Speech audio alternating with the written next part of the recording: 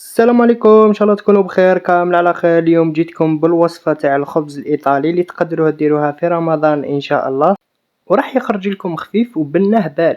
تبعوا معنا طريقه التحضير. هنا في اناء كبير نحط 3 كيسان فرينه. حجم الكاس اللي استعملته 220 مليلتر. ملعقه ونصف سكر، ملعقه كبيره خميره الخبز.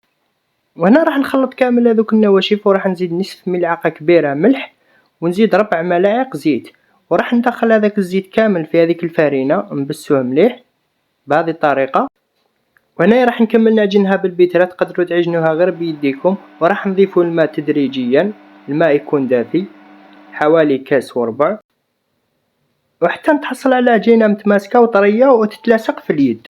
لازم تكون العجينه تاعنا جاريه باه تمشي لنا في البلاطو. هنا حطيت البلاطو اللي راح نطيبو فيه، دهنته بشويه زيت وحطيت هذيك العجينه، والكيس بلاستيكي شمختو بزيت الزيتون باه ما تلصقلناش كي تخمر.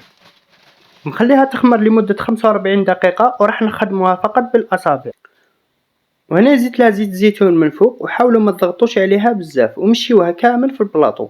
وهنا التزيين درت فرماج قطعته مكعبات صغيره، انا هنا استعملت شيدار، زيتون اخضر، وتقدروا تزيدوا ثاني زيتون اسود والزعتره، ونحطوها في الفرن لاعلى درجه، ويكون سخون من قبل، ويكون شعل من فوق ومن تحت. وهذه هي النتيجه. بصحتكم، سلام.